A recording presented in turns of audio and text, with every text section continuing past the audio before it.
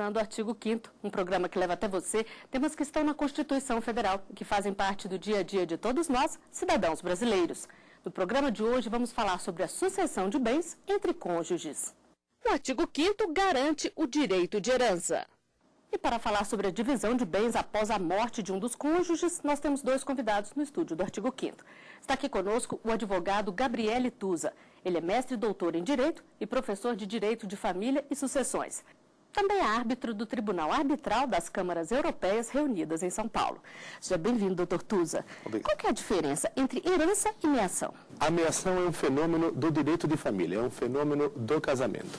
Então, logo existe o casal, se forma uma massa patrimonial que, dependendo do regime de bens, envolve ambos.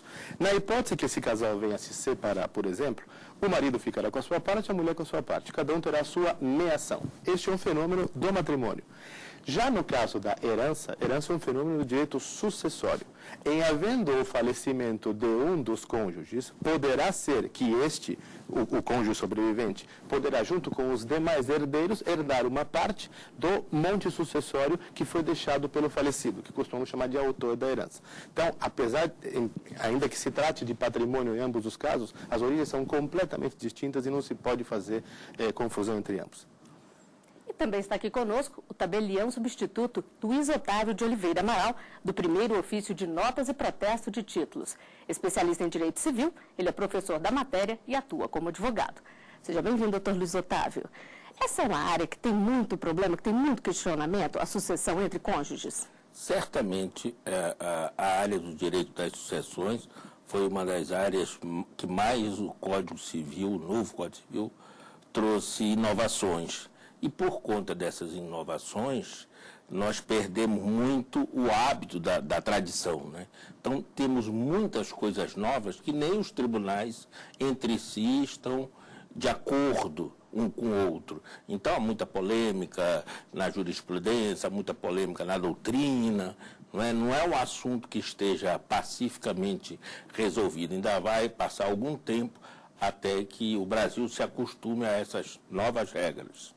E na hora do casamento, as pessoas nem sempre se preocupam com a burocracia. Mas é bom ficar atento também aos detalhes práticos, como a opção pelo regime de comunhão de bens. Uma decisão que pode fazer toda a diferença na divisão da herança.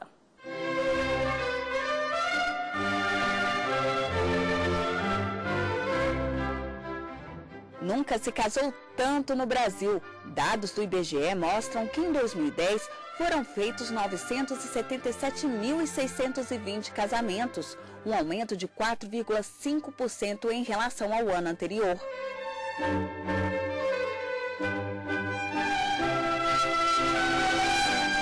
Mas é bom lembrar que nem tudo é festa. O matrimônio é um contrato que tem regras como a escolha do regime de bens. E se antes da lei do divórcio o comum era casar com comunhão universal, hoje vale a comunhão parcial, que é adotada automaticamente para quem não faz a opção na entrega dos documentos no cartório. Os casais também podem escolher entre a separação total de bens, obrigatória, por exemplo, para quem tem mais de 70 anos ou é menor de idade, e a participação final dos bens comprados durante o casamento. Mas mesmo depois do matrimônio, é possível mudar o regime. Primeiro deve ser uma decisão conjunta e um pedido conjunto ao juiz, e esse pedido deve ser motivado, muito bem fundamentado, porque somente assim o juiz poderá decidir favoravelmente ao casal. No caso de dúvidas sobre qual regime é melhor para a relação, o mais indicado por esta advogada é avaliar bem a situação e deixar a razão falar mais alto do que os sentimentos do momento. O amor é lindo, mas a razão deve prevalecer. Deve ser pensado conjuntamente sobre o regime de bens a adotar no casamento, principalmente quando o casal possui bens individuais. O meu conselho é que pense bastante, tenha uma decisão conjunta, mas lembrando que aquele amor pode mudar e pode vir a acabar. Então, a parte patrimonial é muito importante.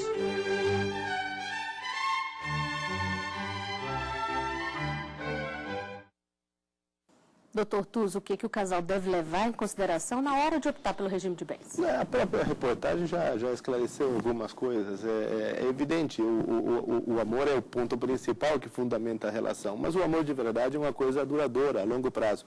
Se é a longo prazo, também preciso me preocupar com todas as consequências que acompanham essa situação, inclusive as econômicas. O casal deve levar em conta isso, não há dúvida. Deve pensar em qual é a melhor maneira de administrar o seu patrimônio, mas sem esquecer, a forma como for escolher o regime de bens vai influir, na hipótese de que esse casal venha a ter filhos, na situação de herdeiro que um cônjuge terá em relação ao outro. Outra coisa importantíssima a se levar em conta, que tipo de mobilidade eu quero ter com o meu patrimônio? Porque nós não podemos esquecer que em quase todos os casos dos regimes de bens, para que eu possa alienar um bem imóvel, seja do meu patrimônio, do patrimônio do casal, pouco importa, eu vou precisar da vênia do meu cônjuge, menos se tratar no regime da separação absoluta. Então, todas essas características devem ser levadas em conta pelo casal na hora de escolher o seu regime de bens. E como é que é feita essa escolha no cartório, doutor Luiz Otávio? Depois que o casal delibera de uma forma bem orientada, costuma-se procurar o cartório que vai fazer a habilitação e durante o processo de habilitação para o casamento é perguntado o regime que eles pretendem adotar, não é?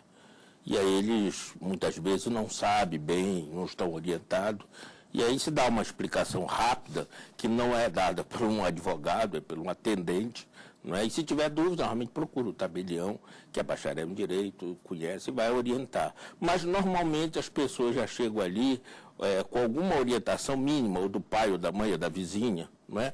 E estabelece um regime patrimonial, e se não estabelece, eu não sei, qual é que você sugere? Então, no silêncio, fica valendo o que a lei determina, né? Que é o da comunhão parcial de bens. E de que forma, doutor Tusa, que essa escolha do regime de bens influencia na hora da divisão de uma herança? O cônjuge pode ou não ser herdeiro. E pode ou não ser herdeiro em concorrência com outros herdeiros. A única situação onde isto influencia o regime de bens é no caso do cônjuge concorrer com descendentes do falecido. Então vamos imaginar, falece o marido, a esposa é sobrevivente e ela será herdeira junto dos filhos. Filhos esses que podem ser tanto filhos do casal como filhos do falecido numa relação anterior, pouco importa. O que é preciso avaliar é o tipo de regime de bens que envolvia o casal, porque a mulher sobrevivente será ou não herdeira dependendo do regime de bens adotado. Vou dar um exemplo. Se tratar de um casal que estava casado pelo regime da comunhão universal de bens, os filhos herdarão sem a concorrência do cônjuge sobrevivente. Ao contrário do senso, se for uma hipótese de separação absoluta, ela será concorrente nas mesmas condições. Então, neste caso, e somente neste caso, quando o cônjuge sobrevivente concorre, é herdeiro, então, junto dos descendentes do autor da herança, o regime de bens ele é decisivo para se saber a sua participação. Se for casado em separação total de bens, o outro cônjuge não tem direito a nada da herança, mesmo que não tenha outros herdeiros diretos. Exatamente. Seguindo, obedecendo à vontade dos cônjuges.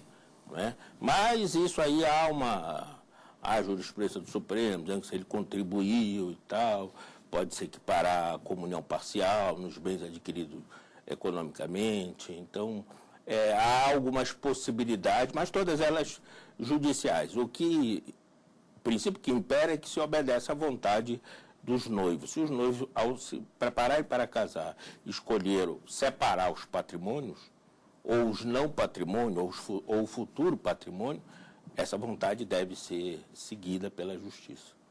Doutor Tusa, e quando é caso de união estável, como é que fica essa divisão de herança em caso de morte? Na união estável, o companheiro sobrevivente somente poderá participar da herança dos bens havidos a partir do início da união estável.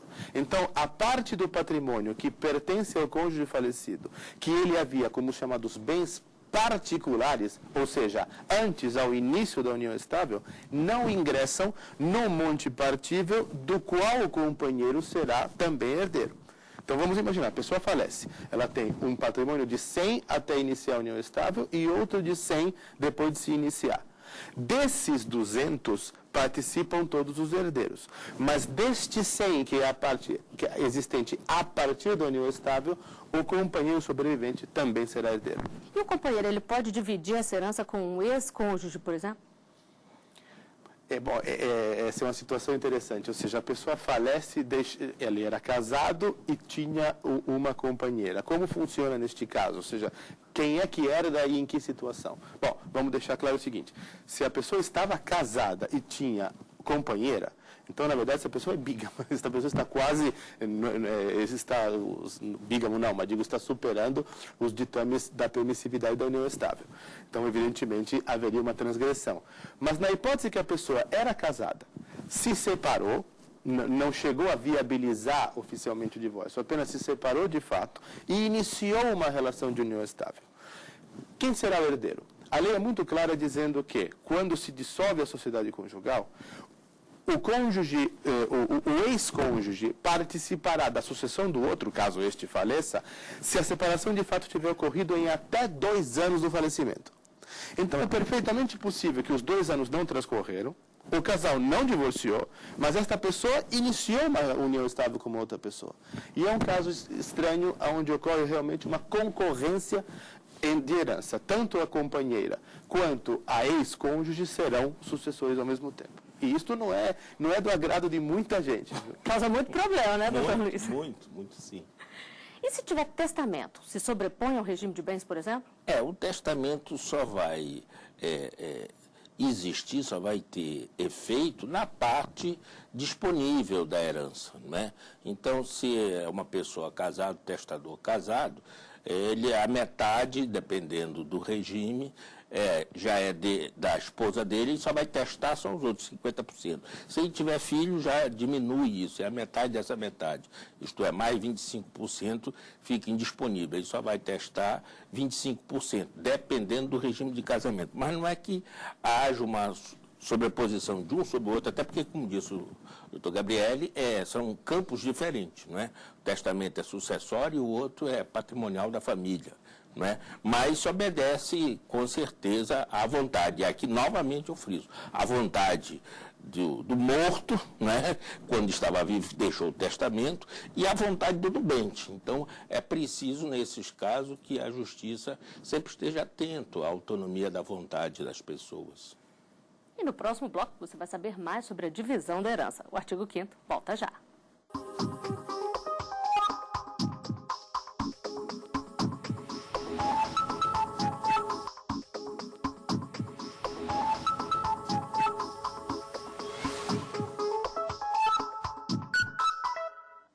Estamos de volta com o artigo 5º. Os nossos convidados são o tabelião Luiz Otávio Amaral e o advogado Gabriele Tusa. No programa de hoje, estamos falando sobre a sucessão de bens entre cônjuges. Um projeto de lei aprovado em maio deste ano pela Comissão de Direitos Humanos do Senado inclui no Código Civil a união estável entre homossexuais e a conversão em casamento. Mas antes mesmo dessa aprovação, o Supremo Tribunal Federal já havia reconhecido, em 2011, a união estável de homossexuais como entidade familiar. Doutor Tusa, como é que fica a divisão de herança em caso de união estável entre homossexuais? Bom, vamos entender o processo de como as coisas se seguiram. Efetivamente, o Supremo acabou reconhecendo a entidade familiar homossexual. Recentemente, nós tivemos uma decisão sobre o Supremo Tribunal de Justiça, onde se qualificou como casamento a união de 2 mulheres e não apenas como uma união civil. Elas foram autorizadas a viabilizar o seu matrimônio. E tivemos uma outra situação mais recente muito interessante, onde o juízo permitiu que 2 mães uma das mães era gestante, a outra não, evidentemente, de uma criança, mas ambas foram qualificadas como mães desta criança, e isto por decisão judicial. Então nós já estamos vendo toda a evolução do tema da homoafetividade, e então isso ainda vai criar inúmeros problemas, tanto porque há uma resistência social, quanto porque precisamos adaptar as condições jurídicas necessárias para que isso seja realizado adequadamente. Uma das grandes reclamações que se faz é, como é que eu vou qualificar como casamento a união de 2 mulheres ou de 2 homens, se por definição casamento é a união entre homem e mulher com o intuito de constituir família? Ou eu altero, viabilizo a amplitude da definição, ou eu crio um novo termo. E a ideia do novo termo não está sendo bem aceita por aqueles que querem conferir todos os direitos a esta relação. Afinal, em países como Bélgica, Espanha, Holanda e alguns estados americanos, apenas para dar um exemplo, o casamento homossexual é uma realidade, né? Então, aqui está se buscando esta situação. Se isto for alcançado, então, a resposta para a sua pergunta é que se houver uma união estável qualificada como tal entre dois homossexuais, a ideia com a equiparação é que atenda às regras do próprio artigo 1790, que seria a regra de união estável entre homem e mulher, né? Não vamos passar por toda a polêmica que diz que o artigo 1790 seria inconstitucional por uma série de razões. Imaginando que ele esteja em vigor, e está até hoje, é ele que seria aplicado. Então, nos mesmos termos que faríamos para a união heterossexual. Nesse caso, doutor Luiz Otávio, é preciso que esteja a união estável reconhecida no cartório ou basta comprovar que ela existe?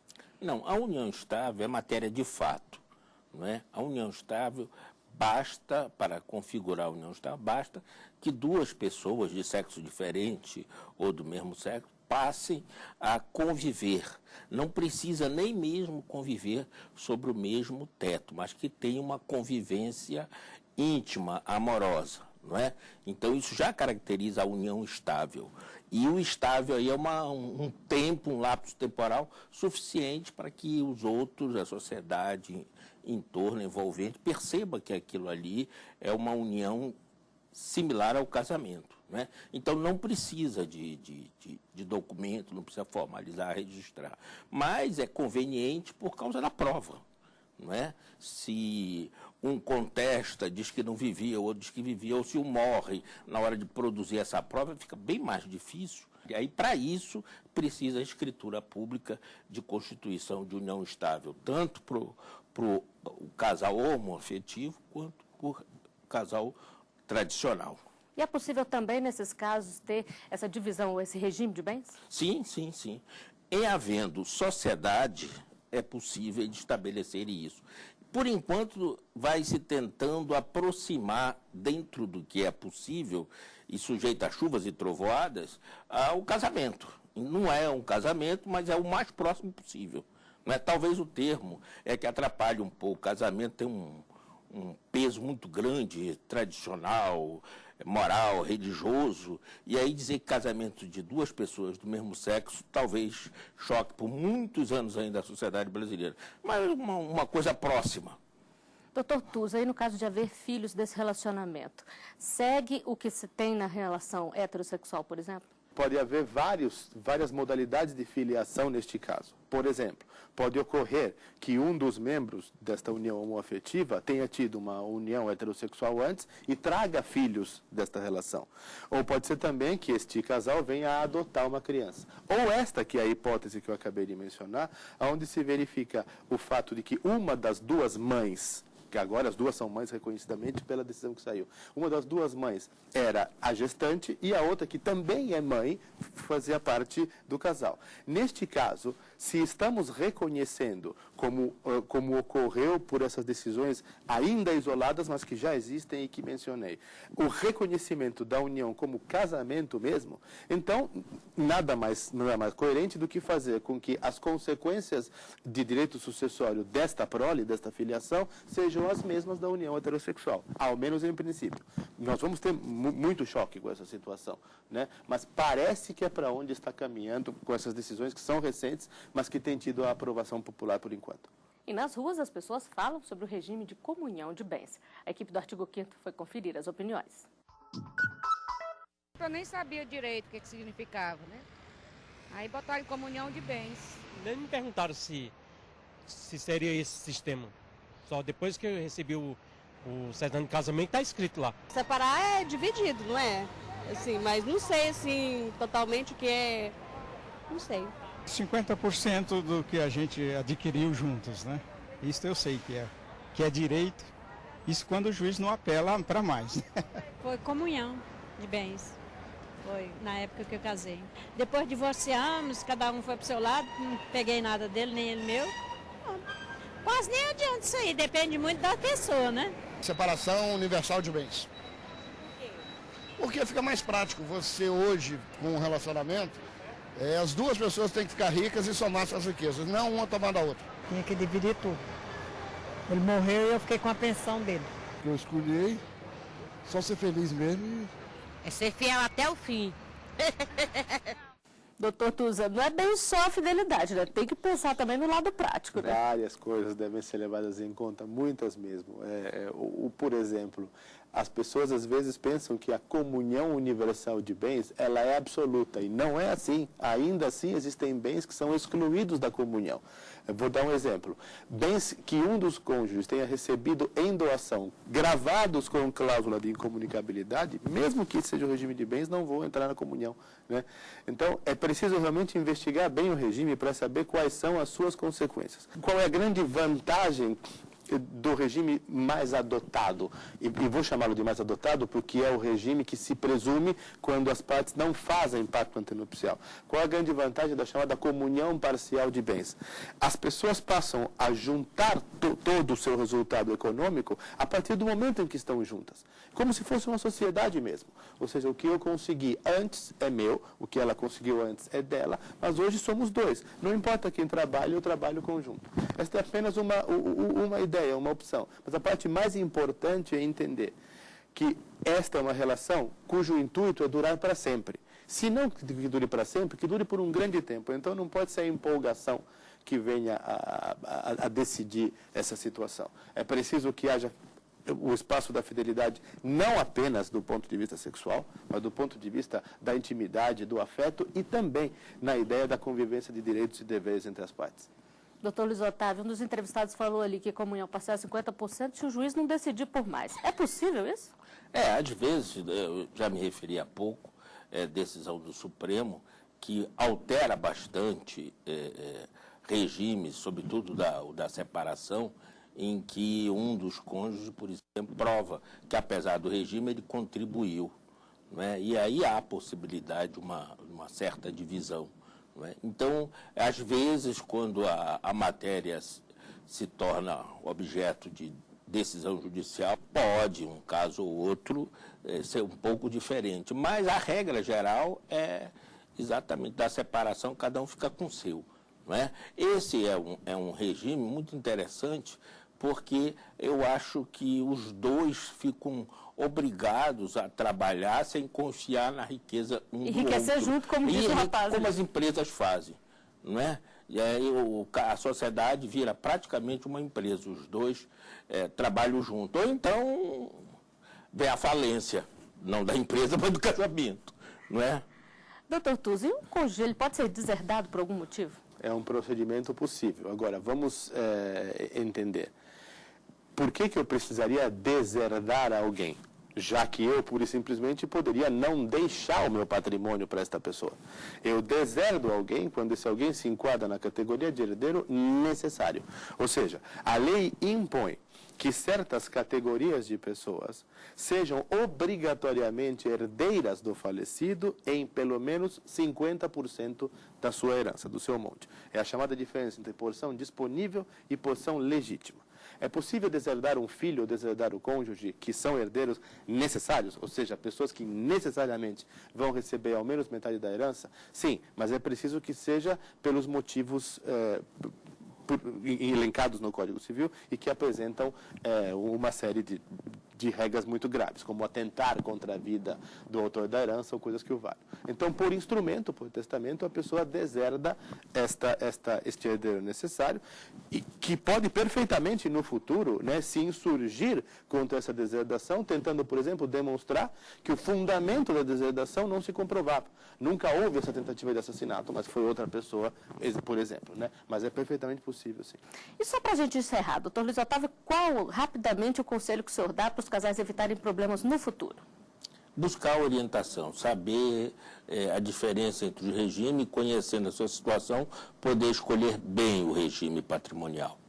E para o senhor, doutor Tuza? Sim, no mesmo sentido. É importante avaliar qual o patrimônio que se tem ao chegar no momento da união e o que se busca no futuro em termos de desenvolvimento profissional e resultado econômico. Isto vai fazer com que o casal possa, de forma muito mais adequada, chegar à solução para o melhor regime de pacto que vão utilizar. Bom, e com essas dicas nós chegamos ao final de mais um Artigo 5º. Dr. Luiz Otávio Amaral, Dr. Gabriel Tuza, eu agradeço a participação de vocês aqui conosco. E você também pode fazer parte do nosso programa, mandando sugestões para o e-mail artigo5@stf.jus.br. A gente se vê na semana que vem. Até lá.